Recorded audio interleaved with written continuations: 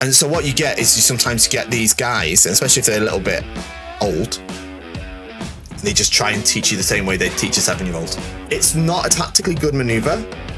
It's, you know, I'm not saying you definitely can't or shouldn't do it, and there are cases when you can or should. In terms of something I recently figured out or discovered in Kendo that's a game changer or helped me accelerate, yeah, I can tell you something. Hi folks, it's Andy. Welcome to this week's Kendo Rant. We've got quite a few questions for you today. Some of them are pretty long as well. I'm not live streaming today, so apologies to our Instagram followers. I'll probably bring the live streaming back next week. I'm not sure. I've just got too much on. I've got too much to do. And I'm a bit strapped for time, all right? So I've got a lot going on. But we're here with Kendo Rant. We're going to get to the questions in just a minute. But before we do, don't forget to like, share, subscribe, help us grow the Kendo population by using YouTube, by doing all that stuff. Leave a comment down below using the word Kendo. That's how we know we get people starting Kendo. Further, and most importantly, support the channel by shopping at KendoStar.com. KendoStar is the best Kendo equipment website in the galaxy. History and future of the human race. Of course, I would say that because I own the place. But everyone agrees with us, all right? We're the best at what we do. You get great equipment, best possible service, great value, and you support the channel at the same time. As the ancient samurai adage goes, everyone's a winner, baby. That's the truth. Okay. Let's get to these questions. All right. We've got some long ones. All right. All right. So let's go. Oh, before we do, don't forget, bit of a plug. Get to KendoStar. Check out the Nanohoshi designed by Tetsu Kote, by the way. I plugged them last week as well.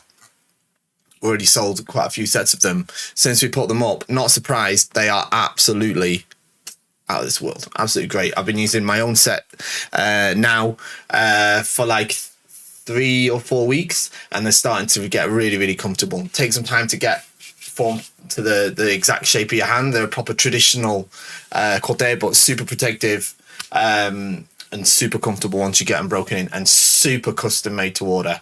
I mean, you go on the website, you'll see like the measurements we're asking for, like the length of your thumb and all that sort of stuff. If you ever had kote that, you know, you're worried about the fit of, you know, if you're a person that struggles to get perfectly fitting kote, these are the ones you want to look at. All right. 100% made in Japan as well. Okay, right. I'm going to take a swig of my water. Let's get to these questions. Greetings and salutations, Andy. I have perhaps a little bit of a different query than the usual. I'm not sure there'll be a good way to answer it. Well, I'll do my best. But maybe it would be of some use to discuss. So I'm 41. I've been doing Kendo in Japan. I'm from America with no experience with Kendo before moving here, and for roughly the past 6 years. Okay. And I practice at 3 different town dojos. Evening practices generally for the kids, but adults beyond the official instructors come and participate as well. Yeah, I understand this situation. Yeah, it's what you call a machi dojo. To the point, some weeks back, there were several highly uncomfortable practices when the father of a first-year junior high school boy, he joins the practices sometimes, but he isn't an instructor. He's only Nidan, second dan like me, though having done it through at least junior high, he's had more rigorous and thorough education on it. Okay. He came in with his son and instructed his son off to the side in the kata for shodan by yelling at him for an hour. And this did not have the feel of simply a strict dad or coach, but rather felt like kind of anger that really might have had the threat of violence behind it. The boy did flinch like he was expecting it to come. If he didn't do something right, he yelled at him. If he didn't do something right enough times, he yelled more and made him sit down in seiza and read the kata directions in the guidebook until he was ready to try again. One time he boiled over so far as coming up and shoving him. This is not a boy I've ever seen screw around, take practice casually. Either an extremely earnest kid. It's an exceptionally small Kendo club, more instructors than kids, on the verge of extinction. But the 2 instructors that were there that night, who were leading the practice separately, definitely also looked clearly uncomfortable with what was happening, but didn't interfere. Other than the senior one looking over to give the boy some pointers from time to time. The judo club, which is quite a bit larger, was also using the other half of the dojo, and the expressions I saw on their instructors was more of actual disdainful grimaces than shikatanai. Or awkward discomfort. And of course, the judo kids were startled by it, which surely won't help spread positive gossip about joining Kendo. And then the practice, the father was talking jovially like nothing untoward had ever happened. The next practice went similarly. That night, I was actually practicing kata for third dan this fall, and at the end, the main instructor, while the boy was still getting his practice with his father, and the difference in teaching styles couldn't have been more night and day. Even so, I, as a now middle-aged adult, hey, careful on the middle-aged, 41, I guess we are middle-aged, Anyway, felt second-hand intimidation and struggled to focus on my own instruction. I also couldn't help thinking about the old adage, what's the worst that could happen? People tell kids about trying new extracurricular activities and how your dad could rage on you for an hour straight for not doing well enough in front of a bunch of people would rank pretty high up there. I'm sorry this is a long way of getting to ask if you've seen or heard of that kind of thing happen in Kendo before and your thoughts on it. I assume it would be more than frowned upon in at least most Western countries these days, but I'm not sure how common or tolerated it is here either. It was also quite frustrating because I knew there was really nothing I could really say or do about it. Either in the position I'm in. I'd like to think I'd say something if it were back in America, where we'd be on a more even footing, both with language and culture. But I can't say for sure now. Before this, I had heard some alluding to coaches of junior high school kendo clubs being perhaps overly strict, with one where apparently almost the entire club quit over it. And there was also another time at a prior dojo, I also saw a father rage, with only words at least, at his first grade elementary school son for not practicing seriously enough. And I didn't see either of them again after that night. Sorry for the downer query. I hope you have some more fun ones for your next episode. Sincerely. All right. So it's a long question, but the upshot is you've been to a dojo. This is in Japan.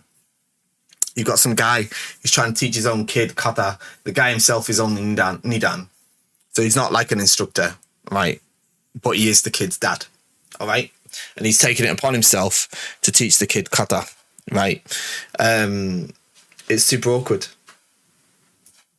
Super awkward because, yeah, it does sound like he's being a bit inappropriate, especially if it's not, you know. I don't think it's super common, to be honest. I don't think it's, especially recently. There are instruction and practice methods that exist in Japanese dojos and culture that you don't really see in the West because they don't fit in with our culture in the same way, right? But I think this sounds like, and obviously we've got to remember we're only getting your side of this, but sounds like from what you've described, it's a little bit crossing the line here. The difficulty is, you know, Japan's not the sort of society where there's a lot that can really be done about it. This isn't the sort of society where if somebody calls the cops on this guy for, like, you know, abusing a kid here, which is what he's doing, by the sounds of it, from what you described, they're going to be like, well, it's his own kid, mind your own business. Because it's not like, you know, it's not like it's to the point where they're going to take action on it because they're less likely to do that. I feel like, I'm speculating, of course, I could be wrong, but and I'm not saying that in a particularly positive or negative way. I'm just saying that that's my understanding. The best that can be hoped for here is the teachers of the club have a word with the dad, and I think that's a possible outcome.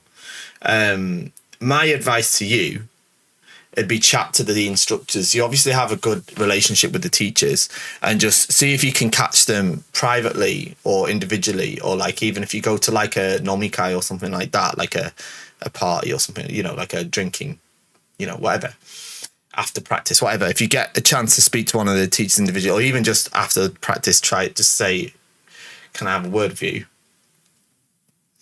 And I just bring it up with them and just say, look, I know that's his kid, and it might not be my place to say. You might need someone to help you because it's not easy to say this stuff in Japanese, I know. But like, but do you not think it's a bit much? Is it not a bit much?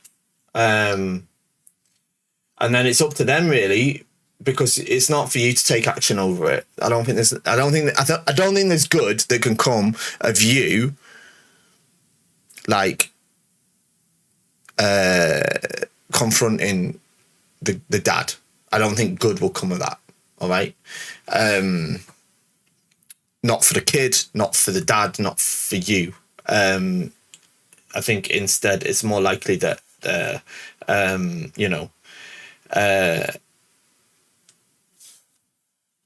it could cause more issues. So the best that can happen, I think, is that you have a chat with the teacher, the club leader, whatever, and just say, look, do you not think it's a bit much? And then sort of put the ball in their court and see what they do with it.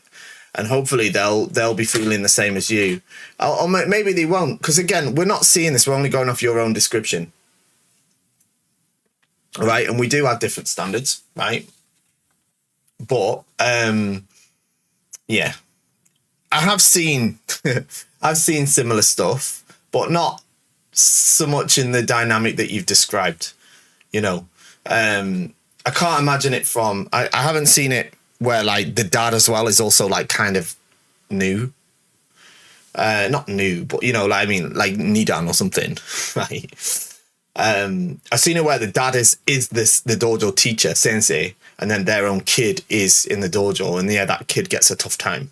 I've seen that. Or I've seen it where the sensei and the kid are not related at all, and it's quite tough. But it's a different cultural environment, absolutely. So it's not really for, I'm not going to make any sort of comment on that.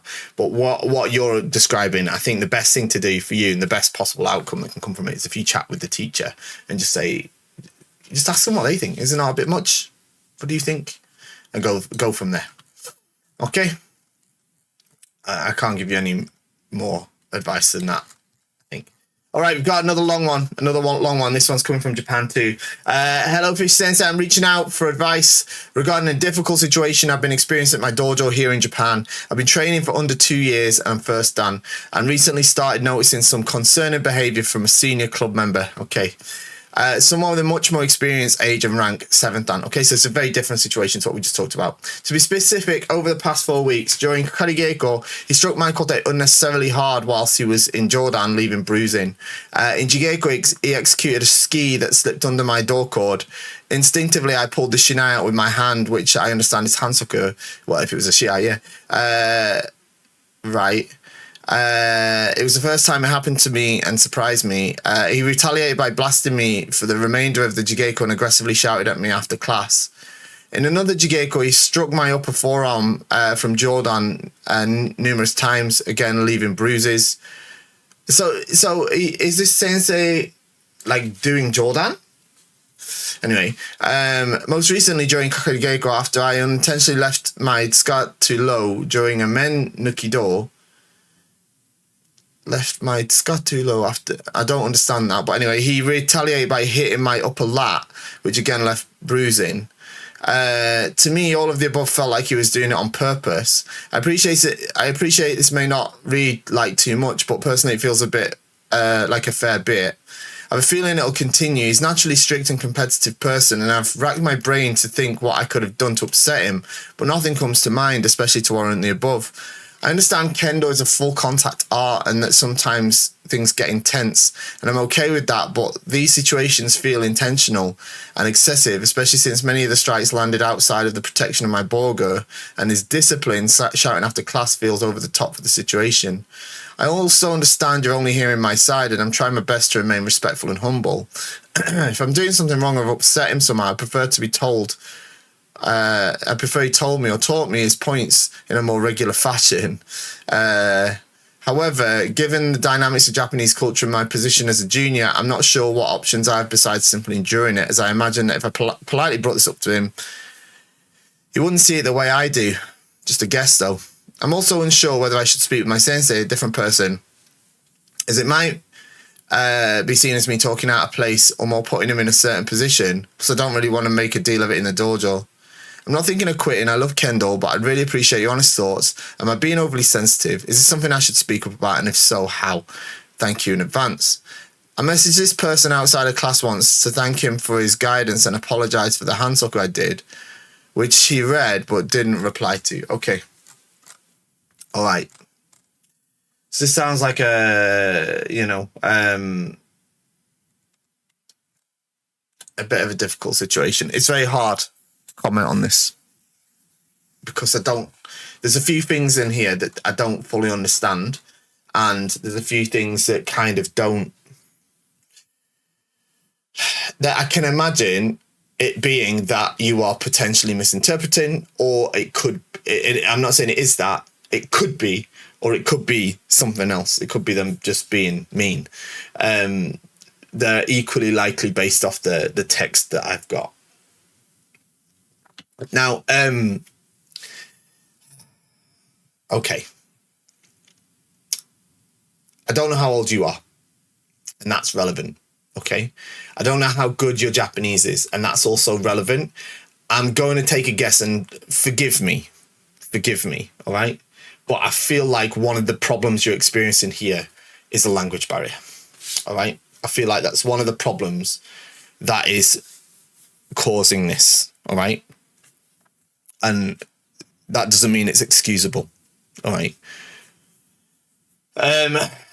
I can imagine if he put his shinai under your dohimo and you grabbed it with your hand like that, I can imagine that upsetting someone, all right? I can imagine that upsetting someone, especially if you're quite junior and they're quite senior. It can look quite challenging. All right. I realize that you necessarily didn't do it, intentionally or confrontationally, but that's how it can appear. All right. So I don't know, all right, enough to give you an accurate comment on this, but I can't help but feel like there's a definite language barrier here, right? Now, having said that, some guys are just mean. All right, and there's a definite problem in Japan. I don't know if problem's the right word because I'm not sure how many people care about it, but there is definitely an issue in Japan, or I would say a situation where most teachers do not have experience of how to give instruction to adults. Okay. Especially adult beginners, all right? And sorry, I know you're Shodan, but Shodan is a beginner, all right? I don't mean that in a condescending way, all right? It's the first one, all right? That's why, okay? Now, and so what you get is you sometimes get these guys, and especially if they're a little bit old, and they just try and teach you the same way they'd teach a 7-year-old, all right? And it doesn't work like that. All right. It does not work like that. It's not a good way to do it. All right. And it's difficult. Yeah. Because because that's what they're used to teaching. All right. So part of me feels like this is what's happening. All right. Part of me wonders if the guy just is not a nice guy. Totally possible. Maybe he's short of patience and he can't be he can't find the patience to deal with the extra, let's say he can't find the extra patience within himself to deal with the challenge you present as a student, which is, you have to acknowledge is there, all right? It's more difficult for them to teach you than it is for them to teach a Japanese 7-year-old, okay? For lots of different reasons, all right? And maybe he just finds it annoying, right? And he's trying to punish you. Maybe he's trying to get you to go away. I don't know. I think the best thing you can do is talk to the other sensei, talk to a different sensei, and just say, is this normal? Just ask him, is this normal, or am I being targeted? Have I done something wrong? I think that's the only way you can do it. Well, the problem is obviously you're going to need to be able to speak Japanese well enough to communicate that properly. So good luck with that. Hopefully you've got someone that can help you with it. But that's what I would do, I think. Now, look, I've had similar situations, right? I've had don't get me wrong, right? I've had guys that narrowed their eyes when they looked at me and were like, what's this guy sort of thing. And there was one particular sensei that I used to practice with, and I didn't practice with him for the first sort of 2 months of moving to Japan, actually, to the dojo that I was practicing in. So I always wanted to practice with a specific sensei, and it really upset this guy. It really upset this other sensei. And he came over and he really told me off at the end of practice one day. He was like, you only care about practicing with that sensei, even though we're here.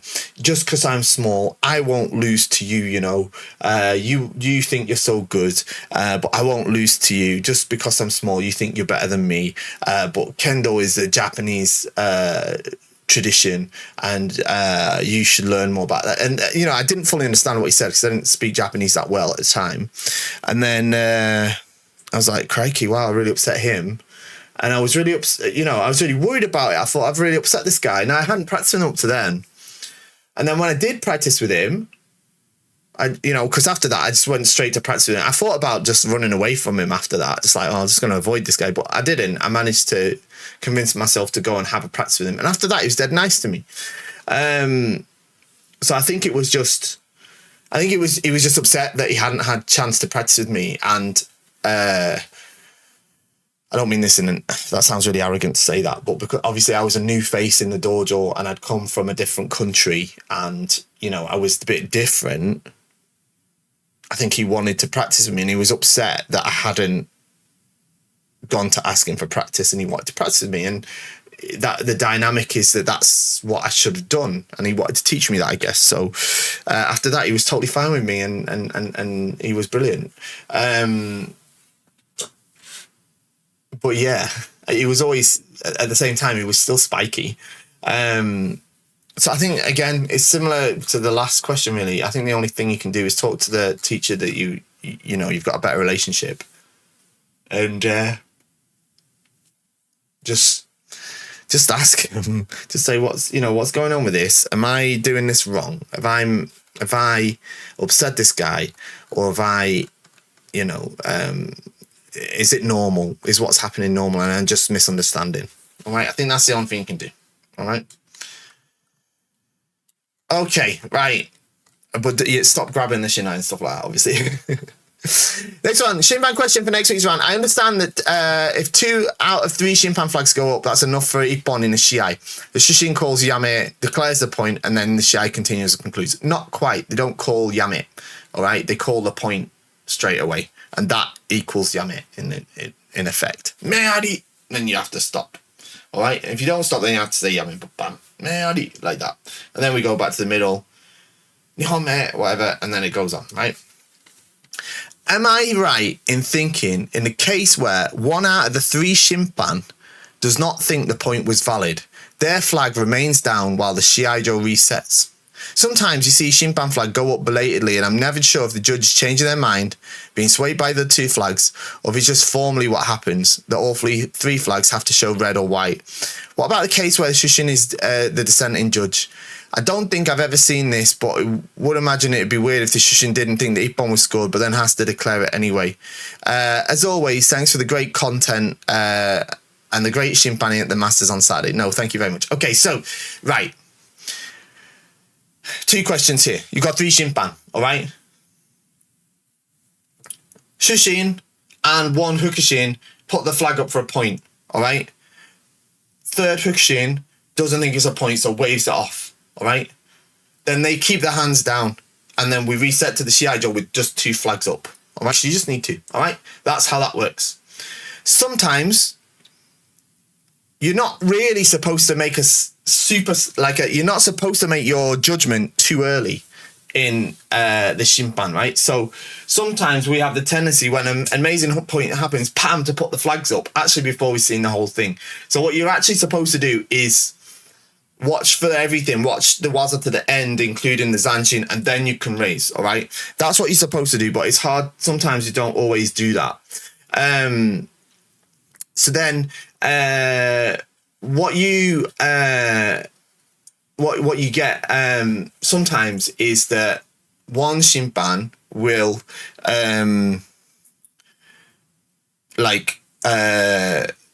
see a point, the other 2 flags will go up, and then their flag will go up afterwards. And it could be a combination of things, but generally it's because they're taking the time to make their decision. All right. It could be that they were sort of borderline on it, and then the other two went up, and you think, yeah, okay, go on then. Now, you're not really supposed to do that, but it is human, right? It is human. What you're not really supposed to do, what you shouldn't do, is if you're Fukushin, say no for the point, and then the other two go up, so then you put yours up as well. Right? That's not what you shouldn't do that. You make your decision, you stick to your decision. All right? You don't have to conform in that way. All right? Now, if it's a slightly different situation where it's the two Fukushin that put the flags up and the Shushin disagrees, the Shushin still has to put the flag up. All right? The Shushin has to signal the point. All right? It's super important, okay? So it's necessary, all right? So there's never the case where the two Fukushin have the flag up and the Shushin has the flags down and then says, you know, Nihon me or Meari or something like that, all right? The Shushin is the one who declares and administrates the Shiai, okay? In total, all right? So if the two Fukushin put the flag up, just the Shushin doesn't agree, doesn't matter, still has to put the flag up, still have to put the flag up, okay? So yeah, so sometimes as a Shushin, even if you disagree, you have to call the point. It's not. It's how the administration of the Shiai works. Okay, and there we go. Next one. Hello, Fish Sensei. Thank you for your amazing videos, your shop, and all your wonderful contributions to the Kendo world. I have a Kendo RANT question concerning footwork during Zanshin. After striking, I tend to turn around and face my opponent as quickly as possible. That's why I end up taking some steps backwards to regain proper distance. In your videos, you emphasize how it's important not to walk regularly after hitting. However, when I walk backwards to regain distance, I usually take regular Ayumi Ashi steps because it feels more organic than fast backwards to the Ashi. I once tried doing backwards to the Ashi after each strike, but it felt very restrictive. Maybe because I'm doing something wrong, I just haven't properly practiced it over a long enough period of time. Is it okay to do Ayumi Ashi as long as the feet are sliding and not lifting off the ground? I just passed my Sandan and would like to now focus on more strongly on footwork, especially since your comments on the crucial importance of this footwork made in this video made a lot of sense to me. Any advice would be much appreciated. Okay, so what you're talking is you hit, you turn around, and I'm always talking about this, right? I'm always talking about this in the feedback videos and stuff, is I don't want to see you walking. And no, especially don't do Ayumi Ashi. Especially don't do Ayumi Ashi.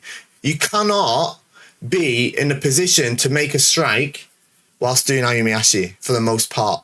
All right? So it's not a tactically good maneuver. It's, you know, I'm not saying you definitely can't or shouldn't do it. And there are cases when you can or should, right? Especially like after hitting door and stuff like that. But for the time being, especially at sort of Sandan level, you need to be doing Ayumi Ashi, Okuri Ashi, normal Okuri Ashi, all right? Bam.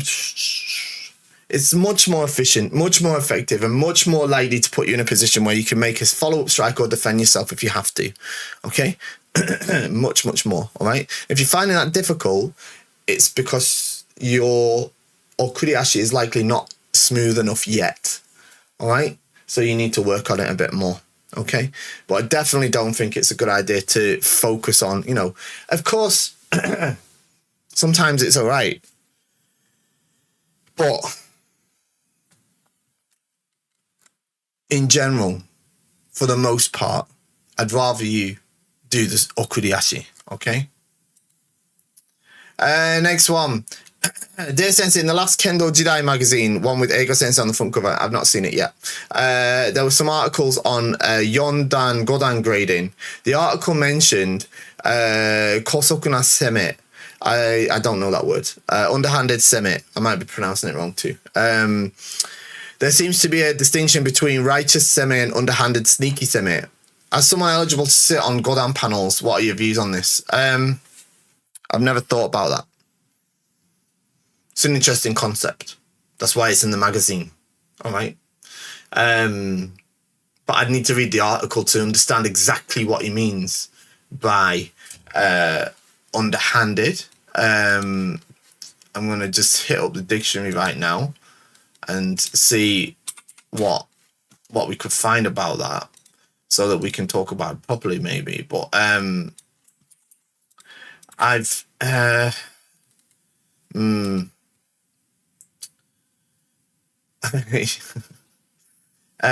sorry, I'm laughing at the kanji that I used. If you can read kanji, you might know why I'm laughing at it. So I guess I don't know. I'm not gonna try and make this up. It's something I think about a bit, but for Godan, I'm not breaking things into those sort of distinctions. I'm just looking at it, watching. Do you have a good grasp of Kihon, Shikake, and Oyo? And do you meet the criteria otherwise? All right.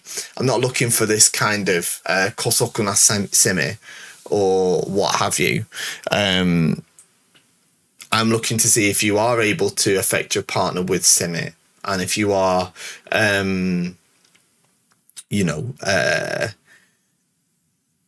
if you're able, if that in itself generates its own sort of tame, and you have a kind of appropriate dignity, should we say? But I'm not comfortable to comment on what Eiga Sensei means in his specific article in a magazine I've not read yet, to be honest. So yeah, sorry about that. I don't really have much else to say on it.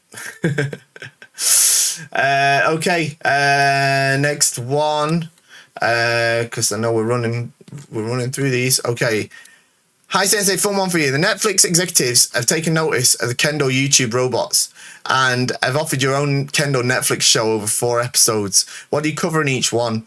A more normal question, what is something you've recently figured out or discovered in Kendo that's a game changer for you or helped you accelerate in your Kendo journey?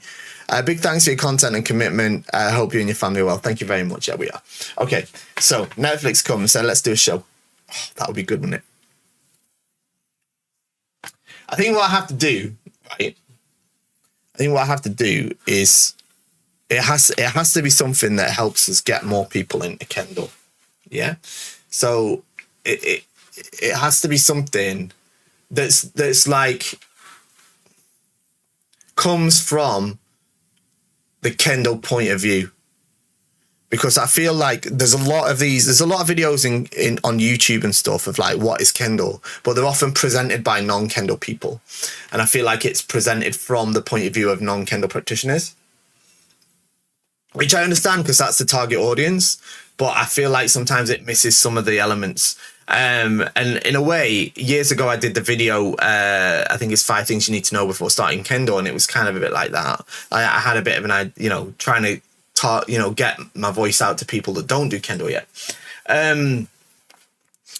Maybe it's something I'll look at, but I try and make it something that I'd want it to be more of like a mini documentary where we introduced Kendo, and then not only we introduce what Kendo is, but I want it to be something that'd be entertaining for both people that are not doing Kendo yet and people that are doing Kendo. So then maybe we could visit different dojos in the world. It's a series I'd love to do for my own channel, to be honest, where like a bit like I did in when we went to the USA. I'd love to do a series where I travel to different dojos and feature their dojo on the channel. Maybe interview the sensei a little bit, some of the students, give people information about where it is and where they can find it, the practice times. That would be super awesome thing to do. Maybe travel to Japan, go to Kyoto Taikai, maybe do something about Kyoto Taikai, All Japan Championships, and present the sort of, and maybe even something about the Hachidan Shinsa. So you present all elements of Kendo. I think that would be a really cool show to do. Yeah. Yeah, I think that'd be kind of cool.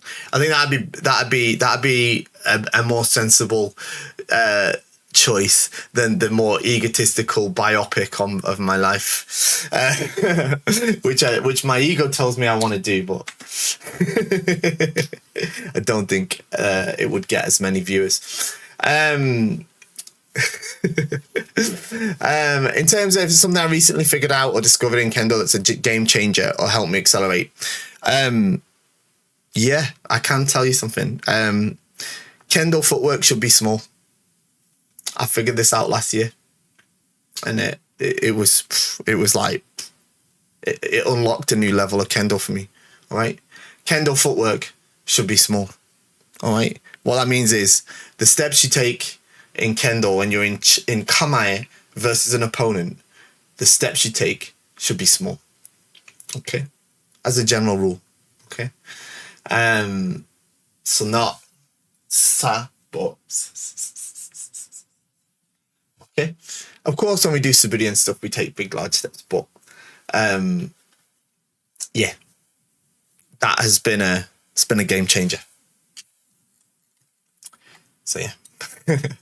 Next one. Hi Andy, while I was in hospital, my sensei visited and gave me this tenaguri as a gift. It came with an English translation, but when my Japanese wife read it, she said the meaning goes much deeper. I don't want it to become just a memory that fades with time. Could you help me understand the meaning of mu as written on the tenaguri? Okay, so let's get a picture of this tenaguri on here. All right, and let's see what we can find out about it. All right, let's have a look. Let me get this up. So here. Okay, there we've got it. There we've got it. Okay. Let's see what we can find out about it for you. Okay, so right, let's see if we can spin this around. Plus, it's not quite right. Okay, there we go. Right, let me see if I can zoom in on this. Now, I don't read Japanese super well. All right, so I'm not gonna pretend I'm gonna read this out. I'm not gonna try and read this out because if my wife hears me, she'll go crazy at me for pronouncing it all wrong. But okay, so you got this tenaguri, right? It says mu, all right, which is nothingness, all right, and then it's about the pattern. It's like I think is that a water droplet? I think water droplet. Yeah, it means tama, and the water surface pattern. And it says like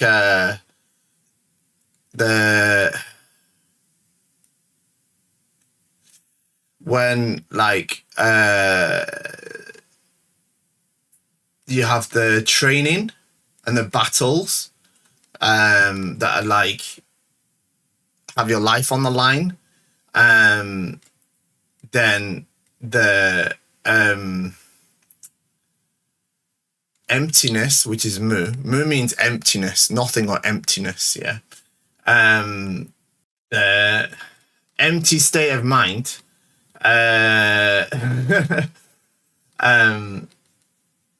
lets you understand the importance of life. That is Buddha.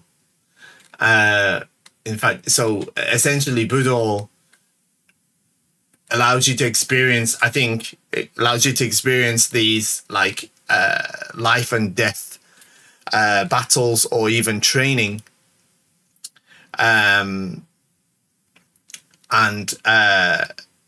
the development of the kind of understanding state of mind, mental state of emptiness will allow you to appreciate the value of life. Okay.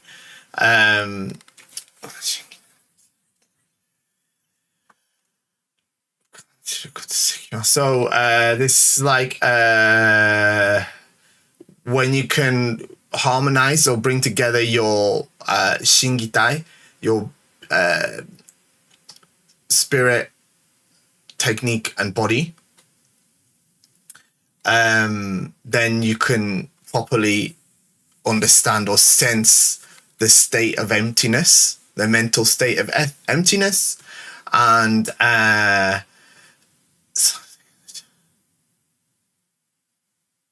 then in that moment, it's like the quiet or still water, and then in that time, from daily training, from like tannin, higoron tannin, so from the daily polishing and training,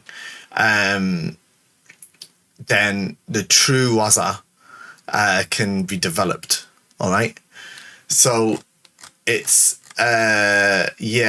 it's pretty deep stuff, but it's good though. I've just flipped it back to front. I'm zoomed in. That's why everything's massive. Okay. Right. So I just clicked the wrong button. Should we go back to no? That's not the right one. This one maybe. No. Okay, so we're back with it back on the thing. So in terms of it's quite deep stuff, right? It's quite deep stuff. Sorry, it took me a little bit of going back and forth the dictionary as well there, so that's why there'll be some jump cuts in there. Because it's quite deep, but I think it's quite good as well. I managed to invert the photograph. I'm not sure how, but essentially what I'm saying is that obviously in Budo and I think to put it into context of Kendo especially, we experience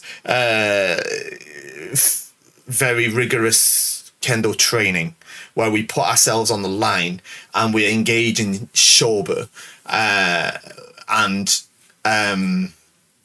what we're kind of aiming for is that unification of our waza shingitai, which is the spirit, the waza, and the body. It's a bit of a similar concept to kentai no ichi. That unification of them,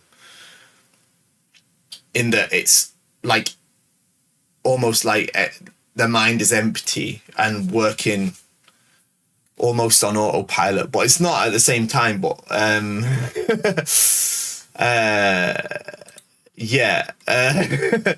difficult. But that by doing this, you can, develop the true waza that comes naturally flowing from you without impediment of your own thoughts. Does that make sense? It's cool meaning. But yeah, it means emptiness, but also can mean nothing. So yeah, we heard of like mushin. It's like that. Okay. Next one. Sorry, kata question. Why, when doing kata, when being attacked from ski, do we attack with one side of the bokdo and in the others on the opposite side? Do we? I don't think we do. When we do ski. I think it's you always attack from the same side. How many skiers are in the kata? 3? Is that right? Kata 3 has 2, right? One from uchitachi, one from shitachi. The uchitachi goes this way, and it's like that. And the shitachi receives and returns on the same side, yeah? On the same side. So that's 2. Is there any other ski? There's the one in number 7, right? There isn't one in 4, 5. Oh no, there's one in 4, isn't there? There's one in 4. But again, that's on the same side. Right? Bam, this way. They're still on the omote side. Bam, that way. Same. 5 isn't one. 6 is not ski, is it? It's kote. 7 has the ski. And again, it's from the same side. So why do we receive the attack on one side of the bokdo and others on opposite side? So you're talking about the receiving. So that's like in number 3, right? For example, whereas the uchitachi does the ski, the shitachi receives on this side and returns that way. And as they return that way, the uchitachi steps back and receives on the other side, don't they? I think it's just it's just a question of the waza. All right. I think it's just a question of the waza. The simple answer is because the book says so. It's written down. That's the form. But going into the actual exact reasoning as to why that waza is chosen in that specific kata, I don't know, and I'm not sure if anyone really does. I'm sure someone does. I'm sure somebody does. But it's above my pay grade, that one. But yeah, I think it's just based on the context of the interaction in the kata, right? It's my feeling on it anyway. Hello, Sensei. Sorry for the last minute questions. What would you suggest working on not overthinking? I find that even when I try my hardest, I end up overthinking my strikes and hesitating. I want to work on being aware of my strikes, but not freezing up. Any advice would be wonderful. I also just corrected an issue with my posture, and whilst my strikes are all cleaner, they feel awkward. What is a correction that you made that made you feel like you were starting all over? How often do they still happen if they do? Many thanks for your thoughts and advice. No problem, no problem. Right, so overthinking is an issue, right? And I struggle with it as well. But what you just have to do is you just have to let go a little bit. Do you know what I mean? And just stop being so hard on yourself. I think that's the issue, is you're being a bit too strict on yourself to try and get everything right and everything perfect all at once. And just accept that you can't do that, all right? And sometimes by trying to do that, you're impeding your own progress, all right? So that's what I would say on that. With regards to feeling awkward when you fix something, I think that's perfectly normal, and it happens to me as well. I mentioned about a moment ago about I had this sort of revelation about footwork and the size of the steps and the footwork. Of course, that felt really unusual at first, and I got loads of blisters on my feet, which I haven't had in a long time. But it just took some getting used to. And nowadays, yeah, those sort of revelations, they're not as common as they used to be, but I still definitely have them. My kendo is constantly changing. You know, you don't get to a certain point and then stop. Well, you shouldn't, right? You shouldn't. And I'm always studying and trying to polish and sharpen my kendo. So I hope the kendo that I do today is not the same as I did 3 years ago. And I honestly don't believe that it is. It is normal. You should keep progressing. You should feel those slightly awkward things, but you'll get through them. And sometimes it feels like you're starting again from the beginning, but it's totally normal stuff. I really think so. Next one. Hello, Sensei. I don't know if it's okay to post a question, but I'll try. Of course it is. I'm wondering if you've ever had female students at your dojo at some point that were expecting a baby. Is being pregnant equal to giving up kendo until a few months after giving birth? Or maybe it only depends on one's condition and doctor's green light. I'd like to hear your opinion from a trustworthy source. I'm not sure on that. Thanks for your channel in KendoStar shop. I'm using the equipment and it's amazing. Thank you so much. So, I've never had students in my specific dojo that have been pregnant, but of course, my wife does kendo, and she's done kendo since she was 6 years old. And yeah, we have 2 daughters, and especially when my older daughter was born, she was still practicing kendo. So she, as soon as she found out she was pregnant, she stopped wearing the boga. Okay, she stopped wearing the boga. She just did suburi and what have you until after Miyabi was born. But she still came to the dojo though. She still came to the dojo and did mitori geiko, even if she didn't do the physical practice, but did what she could do. As I say, she did footwork practice or suburi, that sort of thing. And then after Miyabi was born, yeah, it was probably a few months until she was felt up to being able to practice again. It was quite a complicated birth actually when Miyabi was born. So she did take a little bit of a while to get back on her feet, but when she did, she came back when she felt ready and able to. With Nagomi, my younger daughter, Miyuki was taking a break from kendo, so it didn't affect her kendo practice that much. She didn't sort of practice until after Nagomi was a couple of years old, I think. She started practicing again. Or maybe not. Maybe she was a bit younger because, I do remember Miyuki joining a couple of shiai in Japan when we first moved there too. So yeah, I think you've got to listen to yourself, listen to your body, and listen to your medical professionals, of course.